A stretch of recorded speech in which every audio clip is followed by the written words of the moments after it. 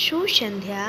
मैं रश्मि कुमारी सरस्वती विद्या मंदिर रिंगबाद सीतामढ़ी से कक्षा 10वीं के भैया बहनों के लिए संस्कृत का सप्तम पाठ, जिसका नाम सौहार्दम प्रकृति शोभा है, उसे लेकर आप सभी भैया बहनों के समक्ष उपस्थित हुई हूँ। यह इस पाठ का षष्ठ कालांश है।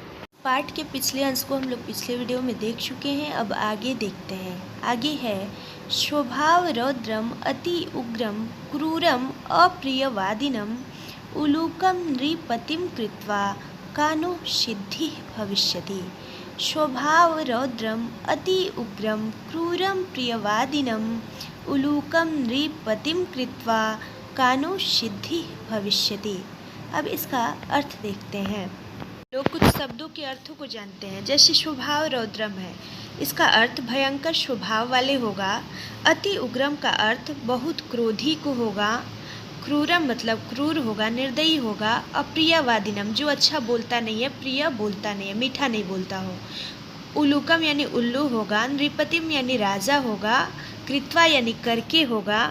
सिद्धि का अर्थ सफलता होता है या पूरा होता है, और भविष्यति का अर्थ होगा। भविष्यति का अर्थ होगा। तो इस तरह इसका अर्थ हुआ भयानक स्वभाव वाले, बहुत क्रोधी, निर्दयी और अप्रिय बोलने वाले उल्लू को राजा बनाकर निश्चित रूप से क्या सफलता मिलेगी या क्या सफलता होगी या क्या पूरा किया जा सकता है। फिर से देखते हैं। भयानक स्वभाव वाले, भयंकर स्वभाव वाले, जो बहुत क्रोध भी करता है, निर्दयी भी है, किसी पे दया नहीं करता है, और मीठा बोलता भी नहीं है, अप्रिय बोलता है, जो जिसकी आवाज़ किसी को अच्छी नहीं लगती है, वैसे उल्लू को राजा बना करके क्या हासिल हो जाएगा, क्या पूरा हो जाएगा, ऐसा वह कहती है, यानी ऐसा कौवा कहता है। अब हम लोग इसका व्याकरण जानते हैं। जैसे कि स्वभाव रौद्रम अति उग्रम है, इसका संधि विच्छेद करें तो स्वभाव रौद्रम जोड़ अति जोड़ उग्रम होगा। और दूसरा जो पद है क्रूरम प्रियवादिनम, उसका संधि विच्छेद क्रूरम जोड़ अप्रियवादिनम होगा। और अप्रियवादिनम का अगर समास विग्रह करें तो न प्रियवादिनम, ये नए समास हो जाएगा। अगला जो कृत्वा वर्ड है, उसमें क्री धातु है और कत्वा प्रत्यय है, जिसका मतलब करके होगा।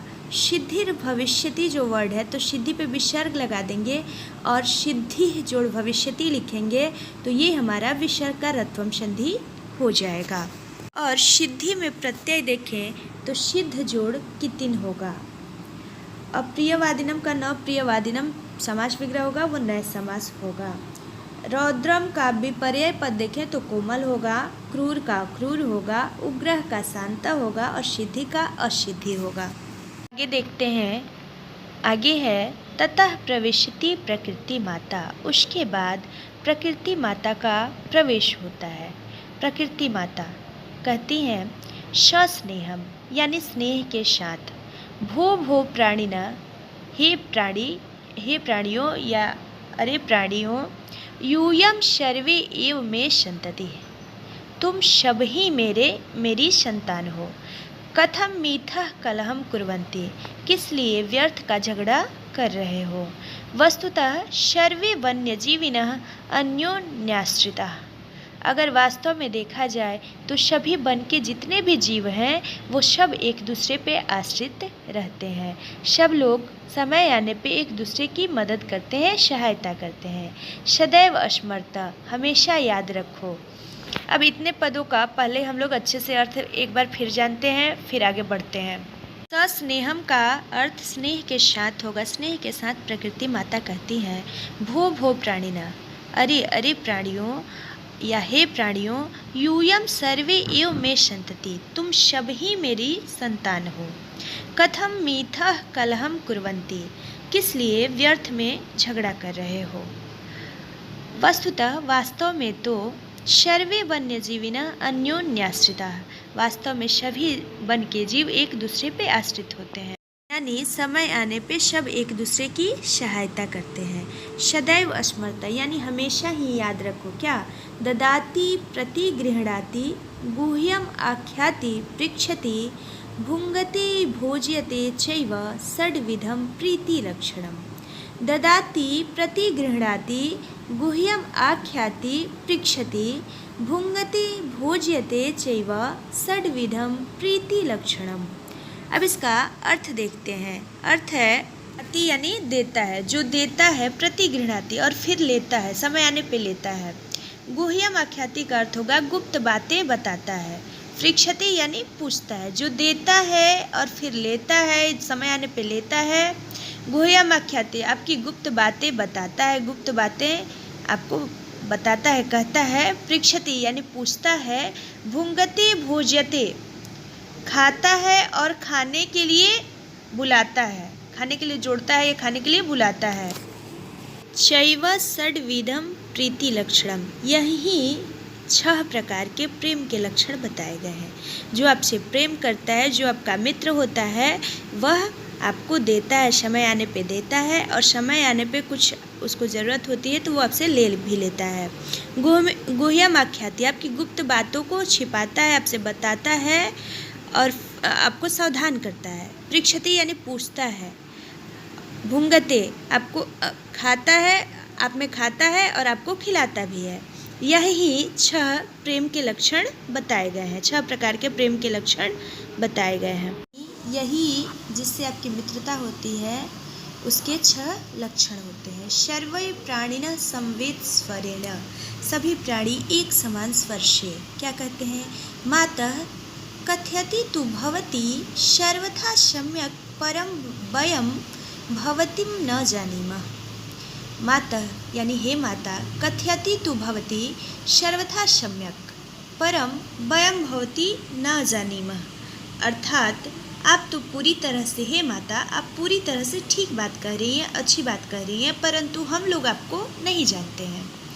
ऐसा सभी जानवर कहते हैं। भवत्याः परिचयः का, आपका परिचय क्या है, आप कौन हैं। प्रकृति माता कहती हैं अहम प्रकृति, मैं प्रकृति हूँ।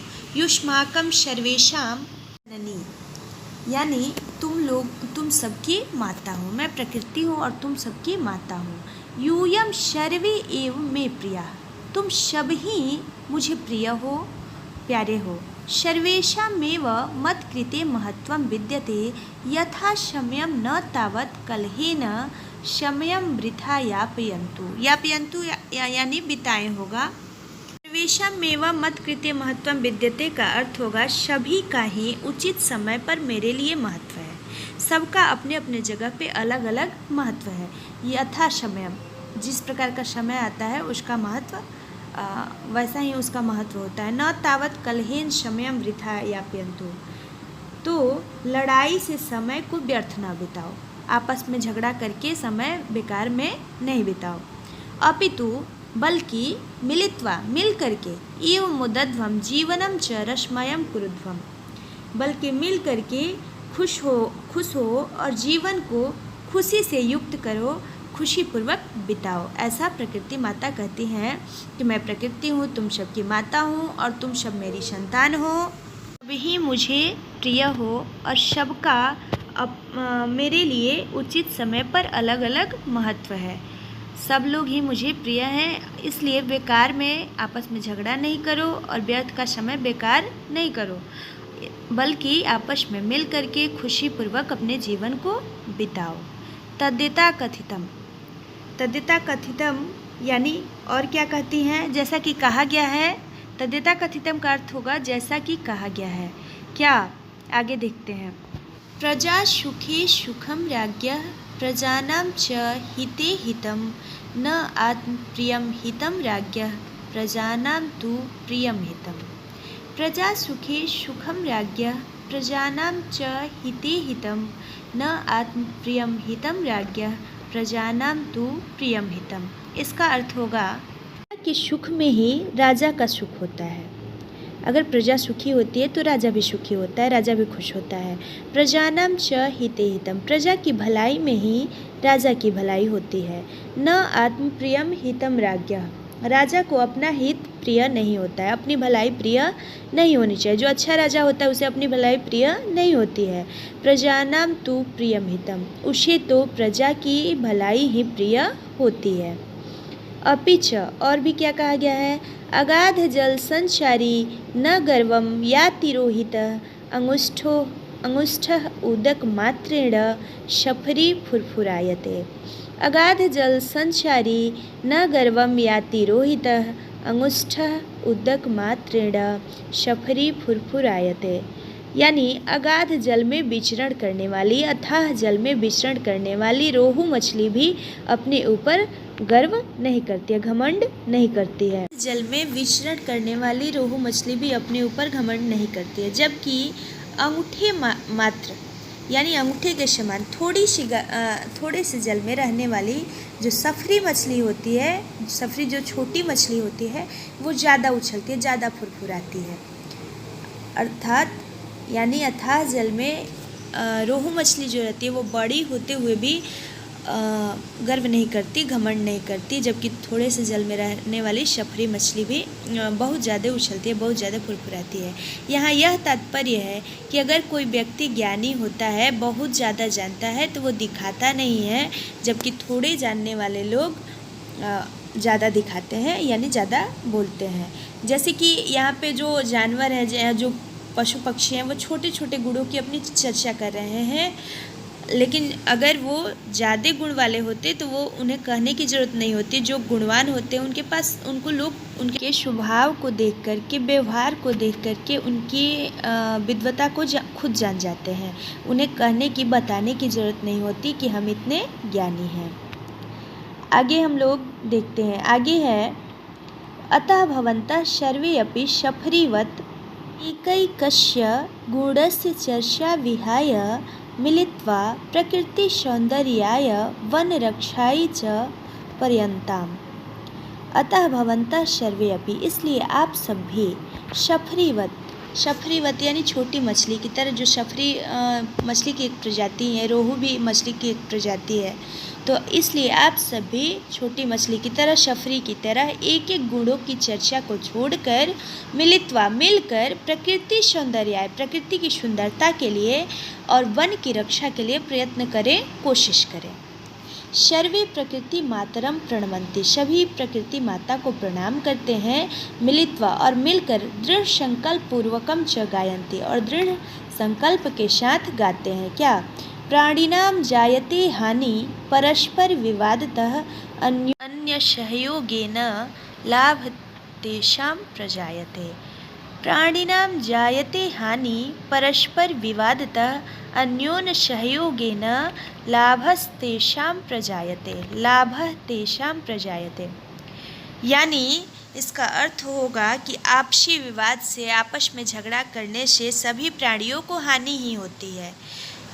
अगर वो लोग आपस में एक दूसरे का सहयोग करते हैं तो उन्हें लाभ होता है। अन्योन सहयोगेन यानी आपस में सहयोग करने से लाभ प्राप्त होता है। आपस में सहयोग करने से लाभ प्राप्त होता है। अब हम लोग इसका व्याकरण जानते हैं। जैसे कि सर्वे अपि है, तो सर्वे जुड़ अपि हो ही जाएगा। इसका अर्थ विहाय में ल्यप प्रत्यय है, वि उपसर्ग है, हा धातु है और ल्यप प्रत्यय है। इसका अर्थ छोड़कर होगा। मिलित्वा का मिल जुड़कत्वा होगा, प्रकृति प्रत्यय विभाजन, और इसका अर्थ मिलकर होगा।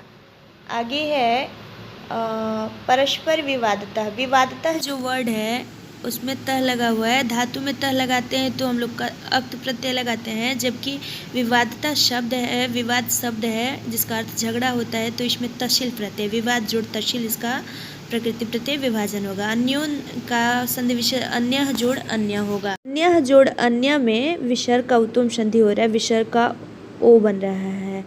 अब लाभ तेषाम जो वर्ड है तो लाभ जोड़ तेषाम लिखेंगे, इसमें विसर्ग का सत्वम संधि है।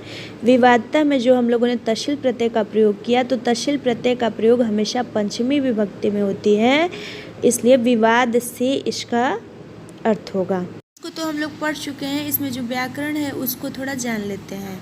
जैसे कि स्नेहम है, वो अव्ययी भाव समास है और उसका विग्रह स्नेहेन सहितम होगा। और आगे जो वर्ड है यथा शम्यम, यथा जो है अव्यय है और ये अव्ययी भाव समास होगा, इसका विग्रह शम्यम अनतिक्रम्य होगा, क्योंकि यथा के योग में द्वितीय विभक्ति होती है। सर्वेशाम मेवा का संधि विच्छेद सर्वेशाम जोड़ एवा होगा। महत्व में त्व प्रत्यय है, महत जोड़ त्व, इसका प्रकृति प्रत्यय विभाजन होगा। कथितम में कत प्रत्यय है, कथ जोड़ कत, इसका प्रकृति प्रत्यय विभाजन होगा। सदैव का सदा जोड़ एव होगा। आज के लिए बस इतना ही। अब अगला पाठ हम लोग अगली वीडियो में देखें। मैंने पाठ पढ़ाते समय व्याकरण बताया वो सब लोग अपने नोटबुक में नोट कर लेंगे, सभी भैया बहन अपने नोटबुक में नोट कर लेना है उसको।